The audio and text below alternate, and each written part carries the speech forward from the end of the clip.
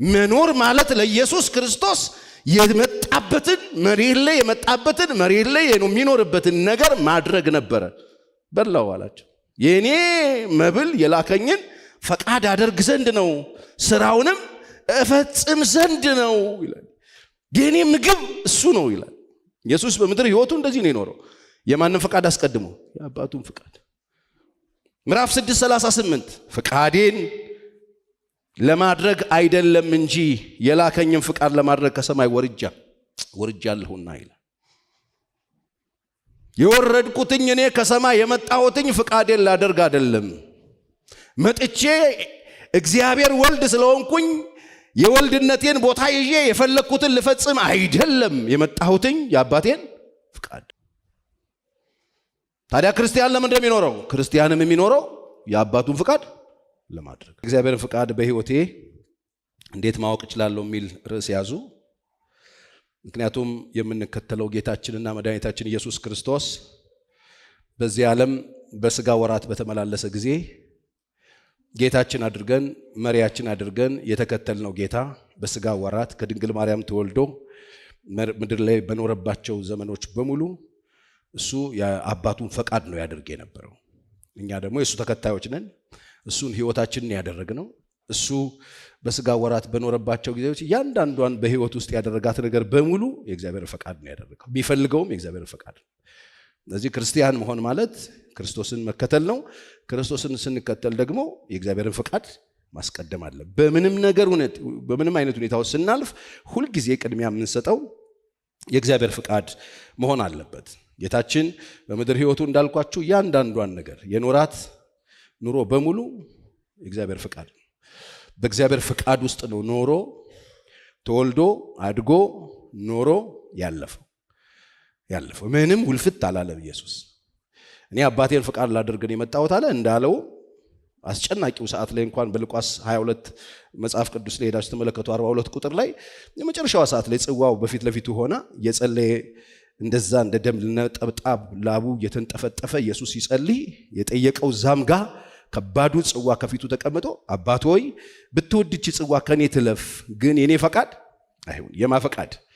አስጨናቂው ሰዓት ላይ እንኳን ኢየሱስ የአባቱን ፈቃድ ይፈልግ ነበር። የአባቱን ፈቃድ ነው የፈለገው። ከባዱ ሰዓት ላይ በቃ እዚች ጋር ብቻ እርዳኝ፣ እስከ ዛሬ ፈቃድን አድርጌያለሁ፣ እዚህ ጋር አሁን የኔን ፈቃድ አድርግልኝ፣ እኔ ከብዶኛል፣ እኔ በጣም አሞኛል፣ እኔ በጣም ፈርቻለሁ፣ እኔ በጣም አስጨንቆኛል፣ ቀይርልኝ፣ አሁን እንኳን እዚች ጋር እንኳን የኔን ፈቃድ ላድርግ አላለም። እዛ አስጨናቂው ሰዓት ላይ መሞቻው እየቀረበ ባለበት ሰዓት ላይ እንኳን የማንን ፈቃድ? የአባቱን ፈቃድ ነው ያደረገው። ምድር ላይ በሚኖርባቸው ጊዜ ውስጥ ዮሐንስ ወንጌል 6 ላይ ሄዳችሁ ስታዩት ያለው ይሄንን ነው። ዮሐንስ 6 ላይ እኔ ፈቃዴ ታስታውሳላችሁ፣ ያችን ሴት ካገኘ በኋላ እሱ ምዕራፍ 4 ላይ ነው 34 ቁጥር ላይ የሚበላው ነገር ገበያ ደርሰው ሲመጡ በልቷል አሉ። አይ የኔ እኮ መብል የላከኝን ፈቃድ። ዮሐንስ ወንጌል 4:34 ያችን ሰማርያዊት ሴት አውርቶ ብዙ ተአምር ሰርቶ ሴትዮዋን ለማግኘት ሴትዮዋን ለመመለስ የሄደበትን ሜትር ተመልከቱ። ኢየሱስ አዳኝ ነው አይደል? ጌታ ነው። ያችን ሴት ጠብቆ ውሃ ዳር ጓደኞቹ ገበያ ሄደው እንጀራ ሊገዙ እስኪመለሱ ድረስ ያችን ዱርዬ ሴት እንስራዋን ይዛ የምትመጣን ሴት አንቺ ሴት ጌታን ተቀበይ፣ እስከ መቼ ድረስ በምንዝርና ተዘፍቀሽ ትኖሪያለሽ አላለም። ኢየሱስ ክርስቶስ ሰዎችን ኮሙኒኬት ያደርግ የነበረው በጣም በዊዝደም ነው፣ በጥንቃቄ ነው። ይሄን ነው እያልን ያለ ነው። ቴክስት መቀየር አንችልም። ሜትድ ግን ይቀየራል። ሰዎችን ኮሙኒኬት ለማድረግ ምንም አይነት ሰው ይሁን፣ ሃይማኖተኛ ይሁን፣ ኃጢአተኛ ይሁን፣ በምንም አይነት የኑሮ ሁኔታ ውስጥ ይሁን፣ ሰዎችን ለመገናኘት ስትፈልጉ፣ ሰዎችን ለማናገር ስትፈልጉ፣ ሰዎችን ዲስሪስፔክት አድርጋችሁ መገናኘት አትችሉ። ሰው የሚባለው እንደዚህ የምትገናኘው አይደለም። እቺ ሴት ህይወቷ የተበላሸ ሴት ነው፣ ነገሯ የተበላሸ ሴት ነው። እንዴት ግን ኮሙኒኬት እንዳደረጋት እቺን ሴት መጥቶ መጀመሪያ ለመናት ይላል። ይመቻል። ማንም ሰው ለምነው ስትጠጋው ያለውን ነገር ተመልከቱ። አንተ አይሁዳዊ ነህ፣ እኔን ሳምራዊት እንዴት አትጠይቀኛለህ ብላ በሚገርም ሁኔታ ኮንቨርሴሽናቸው ረጅም ሰዓት ኢየሱስ ያወራው ከሴት ጋር ያወራበት ምዕራፍ ይሄ ነው። አውርቶ የሴትየዋን የመጨረሻ ያቺ መነካት የነበረበትን በተን ነካባት። ገረማት። እንስራዋን ጥላ ወደ ከተማ ሄዳ ኑ አለች። ወደደችው። ኑ ላሳያችሁ የኔን ጉድ የነገረኝን። አፕሮቹ ቀርቧት ቀጥታ መጥቶ አንቺ ጋለሞታ ቢላት ይግባቡ ነበር? እንስራዋን ላይ ፈርክሳ ልትሮጥ ትችላለች። ሴትዮዋ አትመለስማ። ምስባል ካባረረች እሱ ምንድነው ወንድ አይደል እንዴ? አጠገቧ አይቆመው? አምላክ መሆኑን በምን ታውቃለች? ግን በጣም ጥንቃቄ ያደርግ ነበር ኢየሱስ። ኃጢአተኞችን ለማግኘት ሲፈልግ እንዴት ይሄድ እንደነበረ ተመልከቱ። ኃጢአተኛ ተብለው ዓለም የለያቸውን ሰዎች እንኳን ኢየሱስ እንደዚህ ነው ኮሙኒኬት የሚያደርጋቸው፣ እንኳን ሃይማኖተኞች። በጣም ጠንቃቃ ነው ኢየሱስ። አልፈው ሲመጡ ነው መጨረሻ መሸጫም ይነግራቸዋል። ችግር የለም ብሎ ከዛ ሸኝቷት እሷን ቁጭ ብሏል። እንጀራ ይዘው መጥቶ ብላ ሲሉት በላው። አሁን በላው አለ። መቼ በላው እኮ አለች። ምን በላ ሲሉት ይሄው 4:34 ላይ ኢየሱስም እንዲህ አላቸው፣ የእኔስ መብል የላከኝን ፈቃድ አደርግ ዘንድ ነው።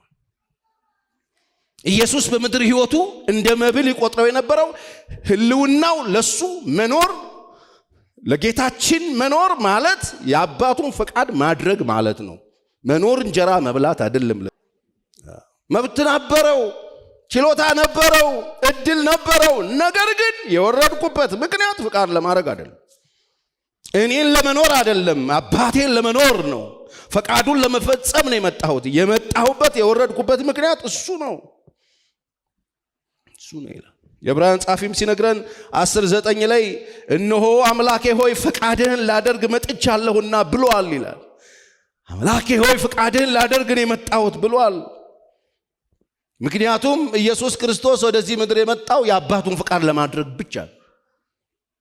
ሴት ከሆንሽ በሴትነትሽ፣ ወንድ ከሆንክ በወንድነትህ፣ ያስተዳደግህ ባለህበት ሁኔታ በእኛ ሁኔታ ይሰራል እግዚአብሔር ፈቃድ። የእኛን ሁኔታ አያስፈልግም አይልም። ምንም አይነት ሁኔታ ውስጥ ሁኑ፣ በምንም አይነት ፋሚሊ ውስጥ ተወለዱ፣ በምንም አይነት ኑሮ ውስጥ ኑሩ፣ ከኛ ሁኔታ ጋር የሚሄድ ነው። የእግዚአብሔርን ፈቃድ በግል ማወቅ ከፈለጋችሁ ከአንተ ሁኔታ ጋር የሚሄድ ነው። አንተን የሚያጠፋ አይደለም። በአንተ ሁኔታ እግዚአብሔር ይሰራል። ድሃ ከሆንክ በድህነት በዛው ባለህበት፣ ነጋዴ ከሆንክ በንግድህ፣ እግዚአብሔር ባለህበት ሁኔታ፣ በአንተ ሁኔታ ባለህበት ሁኔታ፣ በተፈጠርክበት ሁኔታ በዛ መልክ እግዚአብሔር ፈቃዱን ማድረግ ይችላል። ለኛ ችሎታ በራሳችን በእኛ አለን በምንለው በችሎታችን የሚሰራ ነው እግዚአብሔር። የሌለ ነገር አምጡ ብሎ የሚያዳርቀን ስቃይ የሚያበላን አይደለም። ምን ትችላላችሁ? ኢየሱስን ወስዶ በሰማያዊ ስፍራ ሲያስቀምጠው እኛን ምን አድርጎናል አለ? አስቀምጦናል ካለ በኋላ ቁጥር 10 ላይ ደስ የሚል ነገር ይኔ እኛ ፍጥረቱ ነን ይል። ከዛስ አስቀድሞ ያዘጋጀውን መልካም ስራ ለመስራት በክርስቶስ ኢየሱስ እንደገና ምን አደረገ? ተፈጠረ። ምንድነው የእግዚአብሔር ፈቃድ? መልካምን ስራ እንድትሰራ ነው የእግዚአብሔር ፈቃድ። በእኔ ህይወት የእግዚአብሔር ፈቃድ ነው። በቃ መልካምን ስራ ስራ። የት? ባለህበት ሁኔታ፣ በችሎታ፣ እግዚአብሔር በሰጠ ታለንት፣ እግዚአብሔር በሰጠ ጸጋ፣ እግዚአብሔር በሰጠ ሰፈር፣ እግዚአብሔር በሰጠ ሁኔታ፣ እግዚአብሔር በሰጠ ቤት፣ እግዚአብሔር በሰጠ ገንዘብ፣ እግዚአብሔር በሰጠ አቅም፣ እግዚአብሔር በሰጠ አለኝ በምትለው ነገር ፈቃዱን መልካሙን አድርግበት። መልካሙን ስራ ለማድረግ በክርስቶስ ኢየሱስ ተፈጠረ። በቃ እግዚአብሔር ፈቃድ መልካም እንድንሰራ። ምንድነው መልካም? በቃ ሰው ሲፈጠር መጀመሪያ የተሰራው እኮ መልካም እንዲሰራ። በልአብጅ አይደለም፣ በአዋፍ ላይ፣ በመሬቱ ላይ፣ በተፈጠረው ግሪን ላይ፣ በሁሉም ላይ ስልጣን ሰጠው። አብጅ ስራ ብሎ እግዚአብሔር ሰጡት። የተፈጠርነው መልካም ለመስራት ነው። ሲነጋልህ የምትኖረው መልካም ለመስራት ብቻ። የእግዚአብሔር ፈቃድ አንዱን ዘር ከአንዱን ዘር እያባላህ ረጅም ጸሎት መጸለይ አይደለም። እግዚአብሔር ሰው እግዚአብሔርን ፈቃድ ስትንገረኝ መልካም አድርጊ። ሂጂ ሄደሽ ሰውና ሰው አታጋጭ። ሄደ ሰው አትብላ። እግዚአብሔር ሰው ማን ኦፍ ጋድ እግዚአብሔር ፈቃድ በህይወቴ ምንድነው? መልካም እንድታደርግ ነው። መልካም እንድታደርግ የተፈጠርክበት ከዳንክ እንደገና ትንሣኤ ካገኘህ እግዚአብሔር አስቀድሞ ያዘጋጀውን መልካም ስራ ለሰዎች ልጆች ወደዚህ ምድር አምጥቶ ሲፈጥራቸው እንዲሰሩት የሰጠውን መልካም ስራ ለማድረግ ተፈጥረናል። በፊቱ ስላለው ደስታ እያሰበ በመስቀል ታግሶ በአባቱ ዙፋን ቀኝ ተቀመጠ ይለናል። ኢየሱስ የሮጠው በፊቱ ያለውን ደስታ እያሰበ ነው። ሐዋርያት ሥራ ላይ ሲነግረን 10ኛው ምዕራፍ ላይ ምንድነው ያለው? እግዚአብሔር በመንፈስ ቅዱስና በኃይል ቀባው፣ ከዛ መልካምን እያደረገ ዞረ ይላል። ኢየሱስ በምድር ሕይወቱ መልካምን እያደረገ ዞረ። የታሰረ እየፈታ ዞረ። መልካምን እያደረገ ነው የሄደው። ሩጫውን ጨርሶ ሄዷል። እናንተም ስትሮጡ እያንዳንዱ ሰው ያለው ሩጫ ትራክ ውስጥ ነው። በዛ ሩጫ ትራክ ላይ እግዚአብሔር ፈቃድ ምንድነው ካልከኝ መልካም እያደረክ እንድትሮጥ፣ ነውርን እንድትንቅ፣ ብልግናን እንድትንቅ፣ ሐሜትን እንድትንቅ፣ ቆሻሻ ኃጢአትን እንድትንቅ፣ ኢየሱስን እያሰብክ መልካም እያደረክ እንድትሮጥ፣ ሩጫውን እንድትፈጽም ሩጫውን እንዳንሮጥ የሚያደርጉ በርካታ ነገሮች አሉ። አሁን ከዚህ ወጣ ስትሉ በርካታ ነገሮች፣ ድምጾች አሉ፣ ብዙ ትራኮች አሉ፣ ሰዎች የሚሄዱባቸው ብዙ መንገዶች አሉ። ግን አንተ ግን አስቀድመ እሱን እያየህ ይሄ የተሰጠህን የሩጫ መስመር ጠብቀህ ሩጥ። የእግዚአብሔር ፈቃድ ምንድነው? በዛ የተሰጠህ ሩጫ መስመር ላይ መጠብጠብ ነው። መልካሙን መገድል ተጋድያለሁ ይላል ሩጫ ትራክ ውስጥ። እሱ በተሰጠኝ እኔ ስመጣ የገባሁበት ትራክ ውስጥ መልካሙን ገድል ተጋድያለሁ። መልካሙን ገድል ተጋድያለሁ። ምኑን ጨርሻለሁ? ሩጫውን ጨርሻለሁ። ሃይማኖትን ጠብቄያለሁ። ወደፊት ደግሞ የተዘጋጀልኝ የጽድቅ አክሊል ምን ያደርገኛል? ይጠብቀኛል። መልካሙን ገድል ተጋድያለሁ አለ። ግድያ ነው። መልካሙን ገድል ተጋድያለሁ ነው ያለው። ተዝናንቻለሁ አይልም። መልካሙን የክርስትና መዝናናት አይልም። ተጋደልኩ ነው የሚለን። ሩጫው ግድያ ነው። እኔ በተሰጠኝ የሩጫ መስመር ውስጥ ስገባ ሃይማኖቴን አላለም፣ ሩጫዬን አላለም። ሩጫህን መሮጥ ትችላለህ። ብዙ ቀብር ላይ ይቻለሁ ሩጫዬን ጨርሻለሁ የሚል ጽፎች ድሮ በጣም ጥያቄ ይፈጥርብኝ ነበር። ያማቸዋል እንደዚህ ይልም ድሩዮም ሌባውም አጭበርባሪውም ምኑም ሩጫዬን ጨርሻለሁ ብሎ ይለጥፋል። ፋይናሊ ቃሉን በደንብ ሳየው ሩጫዬን አይልም። ውን ነው። ውንና ይለያያል። ሩጫውን ነው። ሩጫውን ኢየሱስ የሮጠውን ሩጫዬን ይችላል። ፈቃዴን ማለት የሱም ፈቃድ ስሮጥ ተጋድያለሁ። መልካሙን ገድል መጋደል አለብህ። መልካሙን ገድል ተጋድያለሁ። ሩጫውን ጨርሻለሁ። ሃይማኖቴን አላለም፣ ሃይማኖትን ነው።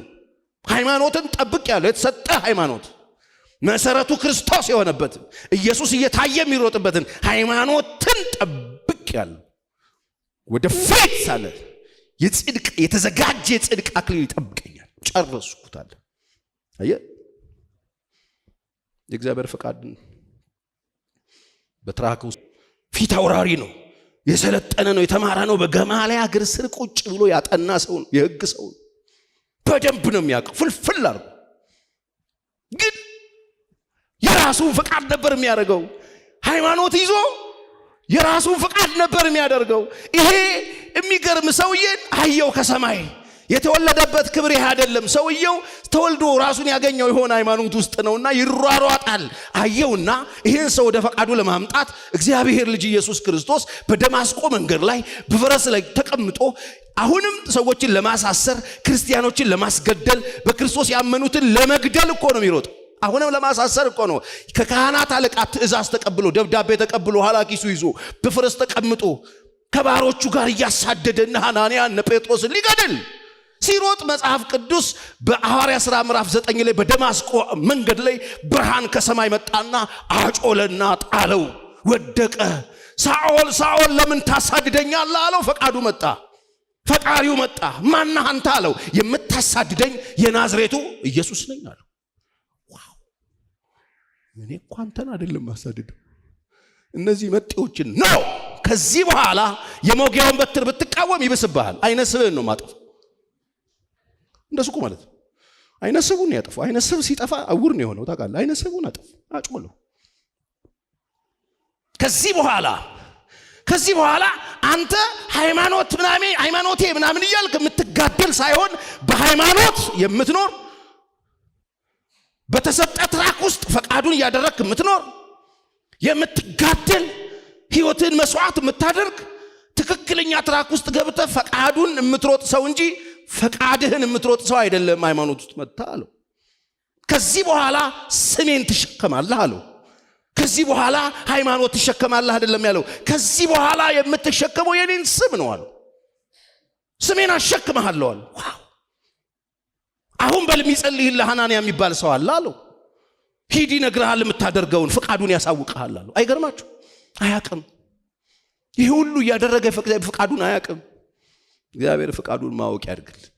ማት ነገር እያደረክ በሃይማኖት ስም ማት ነገር እየሰራ እየገደልክ እየጻፍክ እያወጣ እያወረድክ ሰዎችን ክሪቲሳይዝ እያደረክ ማት ነገር እያልክ እያነበነብክ እየተረጎምክ ሕግን እየተረጎምክ መጽሐፍት እያገላበጥክ ከፈቃዱ ውጪ ከመፈጸም ሕይወትን እግዚአብሔር ይጠብቅ። በደንብ አሜን በለኝ። አይገርምም አለ እንደሱ ሕግ አዋቂ ሆነ ሃይማኖተኛ ሆነ ከፈቃዱ ውጪ ሮጠ መጨረስ የሚባል ነገር አለ። ከፈቃዱ ውጪ ከመሮጥ እግዚአብሔር ያውጣል። ለሐዋርያው ጳውሎስ በጎዳናው ላይ ተገልጦ ወደ ፈቃዱ የመራው አምላኬ እግዚአብሔር መንገዳችሁ ላይ ይከሰትላችሁ። ሂድ ያስተምርሃል አለ። ሐዋርያ ሥራ ምዕራፍ 22 ቁጥር 14 ላይ ሂድ ይነግርሃል አለው። ከሄደ በኋላ ያም ሰው ፈርቶት ነበር። ተነጋገሩ። ግድ የለም አሁን ስሜን ይሸከማል አሉ። ተገናኝቼዋለሁ አትፍረው አሉ።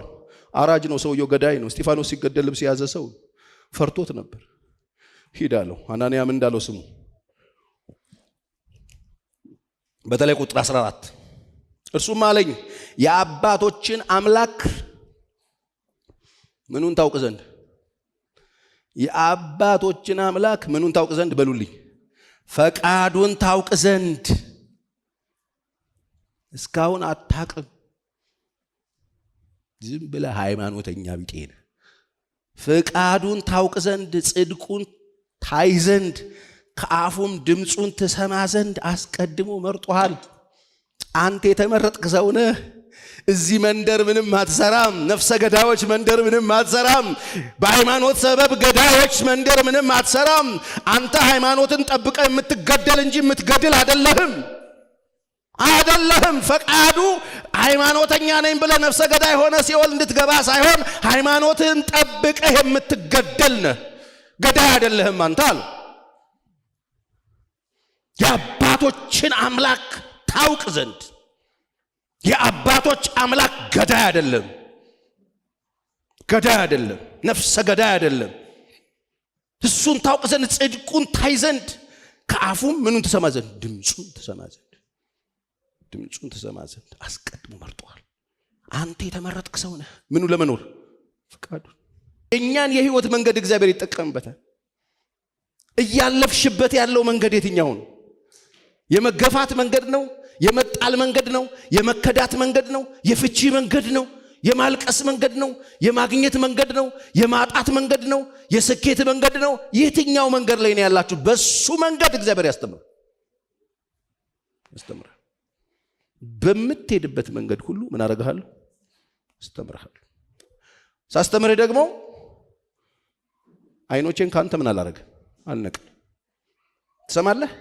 ትሰማለህ? እየሰማኸኝ ነው? በደንብ ስማኝ። በምትሄድባት መንገድ ሁሉ አይኔን ካንተ ላይ አልነቅል። ስታገኝም አልነቅልም፣ ስታጣም አልነቅልም፣ ስትወድቅ አልነቅልም። እንደ ኢዮብ ስትራገፍ አልነቅልም። አይኖቼን ካንተ አልነቅልም፣ አልተውህም፣ አብሬህን ያለሁት ነው የሚል። አሜን በሏ። አልነቅልም አይኖቼን ካንተ በፍጹም አላ። እግዚአብሔር አይኖቹን አያነሳ። እግዚአብሔር ፈቃዱን እንድናቅ ያስተምረናል። ኢሳይያስ 48:17 እነዚህን ጥቅሶች ሃይላይት አድርጓቸው ባይብላችሁ ላይ። በጣም ነው እኔን ክፉ ቀኔን ያለፍኩባቸው ጥቅሶች ናቸው፣ የቆምኩባቸው ናቸው። ቁርጭምጭሚቴ ውስጥ መቅኔ ሆነዋል፣ የህይወቴ ቁልፍ ሆነዋል። 48:17 ታዳጊ ማለት ነው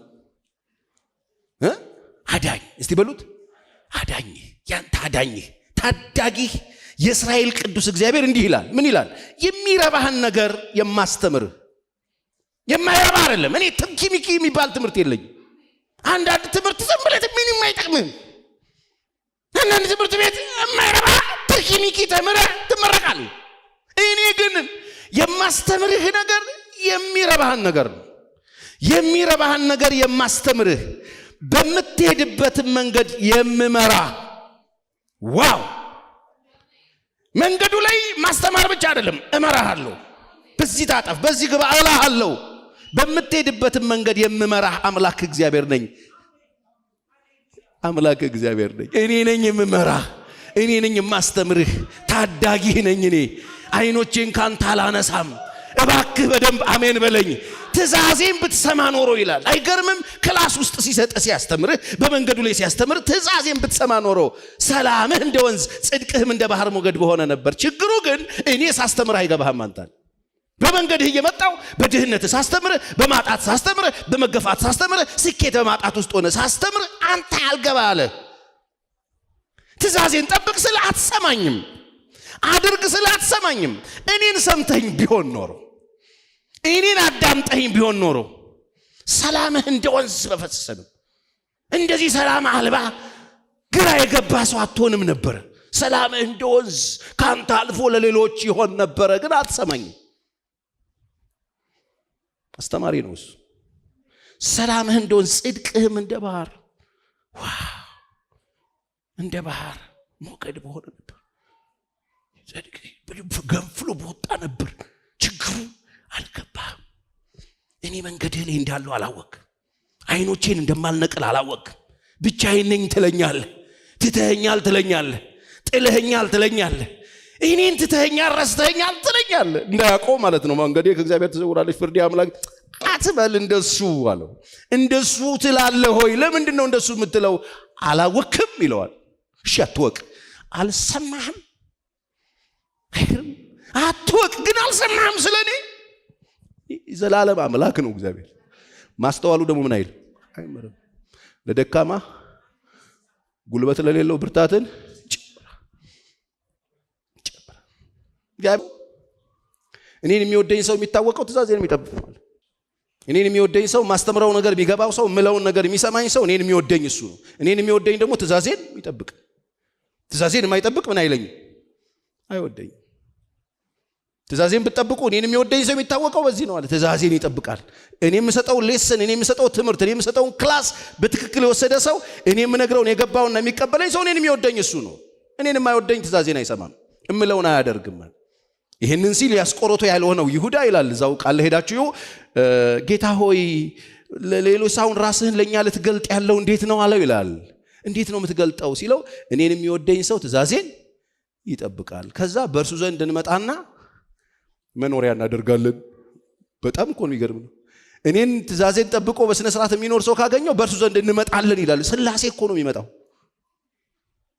የእግዚአብሔር መኖሪያ እናደርገዋለን። ሰውየውን እንመጣና በእርሱ ዘንድ መኖሪያ እናደርጋለን። እሱ ጋር መተን እንኖራለን። መኖሪያ እናደርጋለን፣ ስፍራ እናደርጋለን። ምን ትፈልጋላችሁ ከዚህ ውጭ? እግዚአብሔር መጥቶ አንተ ጋር ከኖረ ምን ትፈልጋለህ? ምንድነው ሌላ የሚያስፈልገን ነገር? የእግዚአብሔር ፈቃድ ምንድነው? ፈቃድ እኔ እግዚአብሔርን ነው የምፈልገው። እሱ ካለ ሁሉም ነገር እኮ አለ። ስለዚህ እግዚአብሔር ፈቃድን እንዴት ነው የማውቀው? ትእዛዙን በመጠበቅ የሚለውን በማድረግ በመታዘዝ። እንደዚህ ስኖር ምን ይሆናል? እኔ እሱ ጋር እንመጣለን አለ። እግዚአብሔር ይመጣና አንቺ ውስጥ መጥቶ ይኖራል፣ መኖሪያ ያደርገዋል አለ። የእግዚአብሔር ፈቃድን የሚኖር ሰው የሆነ ኮልኮሌ ባለቤት ይሆናል አይልም። መኖሪያ ነው የሚሆነው።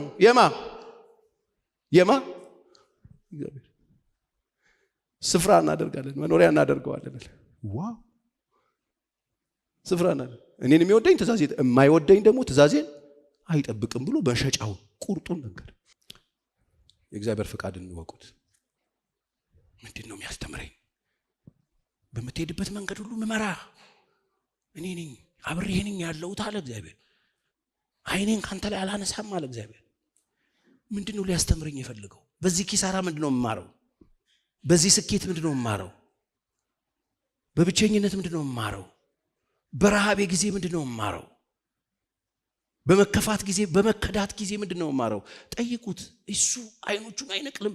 እንዲገባችሁ የሚፈልግ ነገር አለ። ኖ እሱ እንዳትነካው፣ ይሄኛውን አድርግ ይላል። ይሄን አድርግ ይላል። መከፋት አይደለም፣ ማዘን አይደለም፣ በሰዎቹ መቀየም አይደለም፣ ምሕረት ማድረግ። ልብህን አስፋው፣ ወንዝ ነው አንተ ውስጥ ላፈነዳ የምፈልገው ይላል። ይሄው መንገዳችሁ ሁሉ ክላስ። አይኖቼን ካንተ አላነሳ። በምትሄድበት ታዳጊ እስራኤል ቅዱስን የእግዚአብሔር ካንተ ጋር ነው። እኔ የሚረባህን ነገር ነው ማስተምር። በኢየሱስ ስም ማየት ይሁንልን። እግዚአብሔር ቲቸራችንን በማየት እግዚአብሔር ይባርከን። እዚህም እዛም ያላችሁ ጌታችሁ አስተማሪያችሁን በማየት እግዚአብሔር ይባርካችሁ። አይናችሁን ይክፈትላችሁ። ዘወር አልልም፣ አይኔን አልነቅልም አለ። አብሬሽ ነው ያለሁት አለ። ሳለቅስ አለ፣ አዎ። ስከፋ አለ፣ አዎ። ለወጣቱ ያለው በትክክል ካላልኩት ታርሙኛላችሁ። እግዚአብሔር ሆይ በጣም ከፍቶኛል፣ አብረህኝ እንዳለ በምን አውቃለሁ ብሎ ጸለየ እና ራእይ አየ። አሸዋ ላይ ዱካ አየ። 4 ዱካ አየ። 2 ትልልቅ 2 ትንንሽ ዱካ አየ። ምንድነው ሲለው 2ቱ የኔ ነው 2ቱ ያንተ ነው አለ። ዋው ቴንኪዩ አብረኝ ያለው እግዚአብሔር ሆይ አለ። አዎ አብሬ ነኝ ያለው። ተጽናና። አሁንም መንገዱ አልተቀየረም። ከሆነ ጊዜ በኋላ አዘነ ያ ሰው ያወጣት ተመልሶ ተንበረከከና አሁን እኔ አንተ ከኔ ጋር መሆንን በምን አውቃለሁ እግዚአብሔር ሆይ እባክህ እኔ ባለፈው አለው ብለህ ነበር ምናምን ሲል ያ ዱካ 2 ሆኗል። ይሄው እኔ እኮ አውቄያለሁ እንደተለየኸኝ እኔ አብሬህ ነኝ አልከኝ እንጂ አሁንማ በደንብ ነገሮች ሲከብዱኝ እኮ ጠርጥሬያለሁ አለው። አይደለም ልጄ አንተ ስለደከመ እኔ ተሸክሜ የምታየው የኔን ዱካ ነው አለ። አንተ አሁን እንኮኮ አርጌሃለሁ አለ። አይለቅህ አይለቅሽ አይለቅህ አትድከም አይለቅህ እመነኝ አይለቅህ። ሂድ ዕብራውያን 13:5 ስታነብ አካሄዳችሁ ገንዘብን ያለ መውደድ ይሉን እርሱ ራሱ አለቅህ ከቶ አልተውህም ብሏልና ይላል። ስለዚህ አልፈራም ጌታ ይረዳኛል ሰው ምን ያደርገኛል እንላለን ይላል መጽሐፍ። እርሱ ራሱ አለቅህም ብሎ እስቲ አይለቀኝም ብሎ ተነሱና ቆሙ በእግዚአብሔር ፊት።